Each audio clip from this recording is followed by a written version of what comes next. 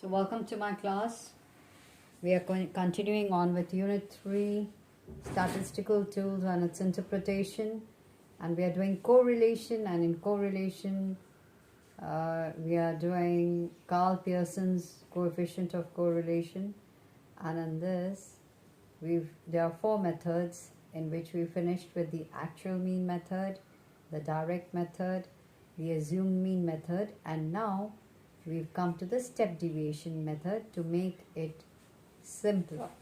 So here we go. Let me just explain to you. So once again, let me tell you that the calculation of coefficient of correlation is simplified by using this step deviation method.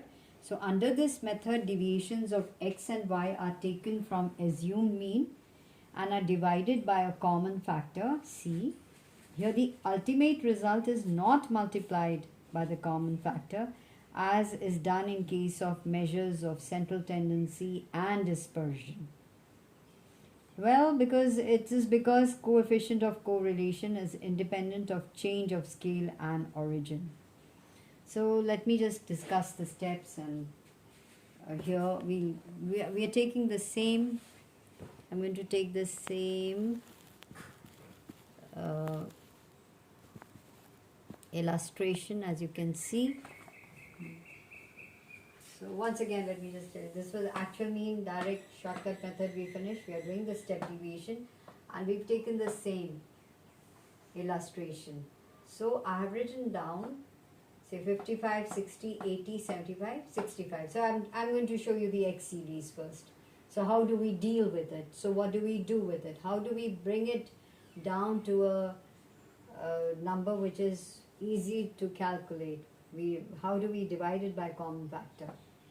So these are the variables, 5 variables as we've seen. We've taken 60 as the assumed mean, and we get what is deviation from x, dx.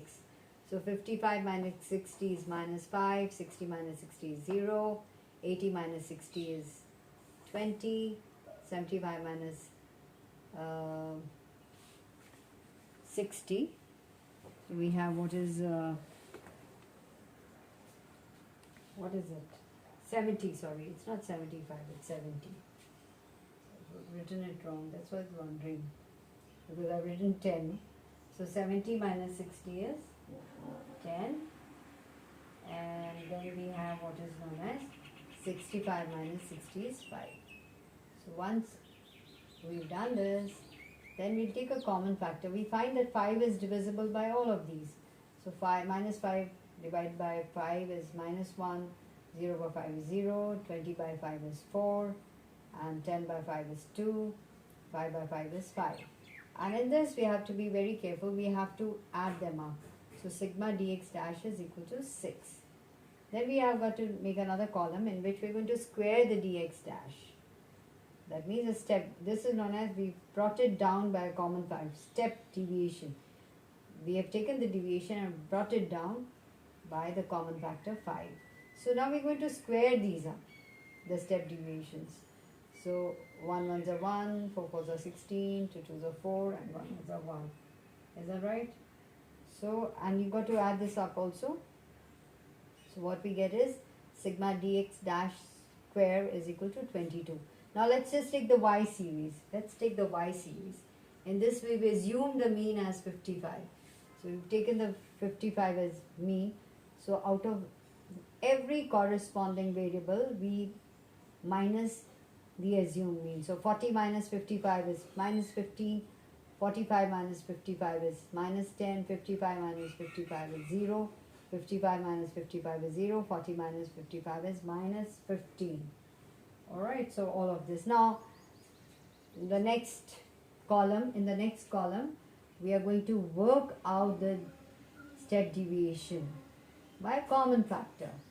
I mean, we're going to deviations by a common factor and bring it down, step deviate by a common factor. So 5 is divisible by all of these. So minus 15 by 5 is minus 3. So minus 5 is minus 10 upon 5 is minus 2. This is 0 and 0 and minus 3. And again, now we're going to square them up. So minus 3 into minus 3 is 9, minus 2 and minus 2 is 4, 0, 0 and 3 2s are 9. So what we get is 22. And now we'll take the dx dash into dy dash. Is that clear? I don't know if you can see that. Okay, sorry. So this is how we are going. We worked out the y series. And now we're going to take the dx dash, okay, and the dy dash, alright, and that's how we're going to multiply that, okay, so this is how we're going to do it.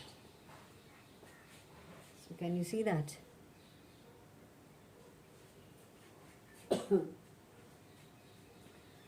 So dx dash is 1 and dy dash is, how much is that?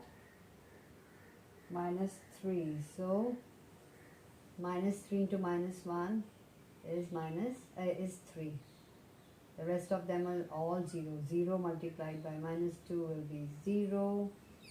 Then 4 into 0 is 0. 2 into 0 is 0. And then 1 into minus 3 will be minus 3.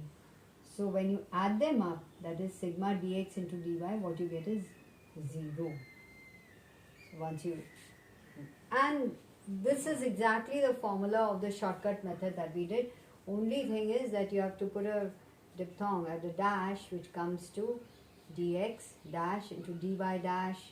So put the values as we go on.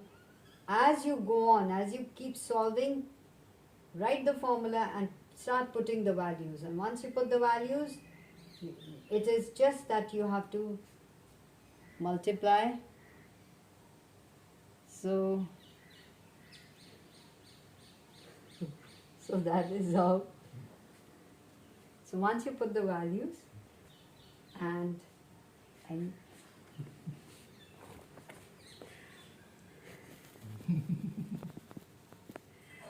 so then once you you go up here and then with your, as you solve it out, you get 0.82, which we got for all of them, actual mean method, direct method, shortcut method.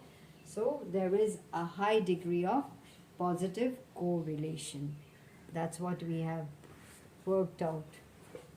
Alright, so I want again, let me just repeat myself. You must do this numerical, copy it in your notebooks, open your books and take your particular illustration from there and do the illustration and take one from the exercise and do this. So these are the basic thing, the basic correlation that we are going on with. So I want you to do it. So just remember, it is a simplified, step deviation is a simplified method. Deviations of x and y are taken from assumed mean and divided by a common factor. You have to just keep that in mind. And I think with that, I have finished with the coefficient of correlation, Karl Pearson's. So one should just and you know what, there are certain assumptions which this Karl Pearson's coefficient of correlation is based upon. One is that it is a linear relationship. That is, when two variables are plotted on a scatter diagram, a straight line will be formed by the points so plotted. So it's a linear relationship. So here I've just shown you positive. There can be in negative also. And there's a normal distribution. That is, the two variables under study are affected by a large number of independent causes so as to form a normal distribution. Okay.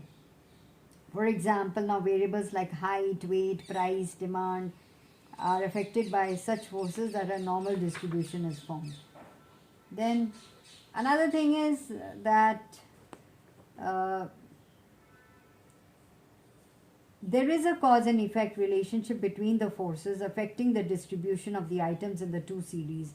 Now, if such a relationship is not formed between the variables, that is, if the variables are independent, there cannot be any correlation. For example, there is, if I say, what is the there is no relationship between, say, income and the what do you call, weight of a person, because the forces that affect these variables are not common, and the number of values of the two variables, so here in our case it was 5, so they should be equal. So basically it is found that this is a more popular and a widely used mathematical method of studying correlation between two variables. And the thing is, the coefficient of correlation here gives a direction. We can know whether it's positive or negative, as well as the degree, that is, it's a high degree, moderate or low. Here we've seen it's a high degree of relationship between the two variables. And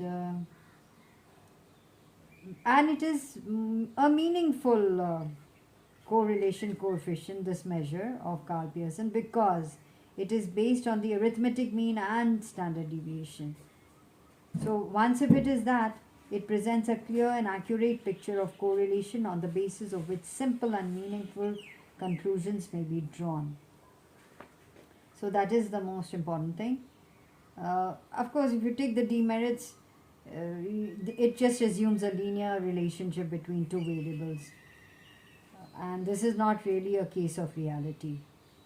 And of course, the values of correlation is unduly affected by extreme values.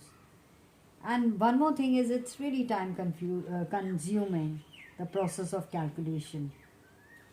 So, as compared to the other methods. So, in the next method that we are going to do is Spearman's rank correlation.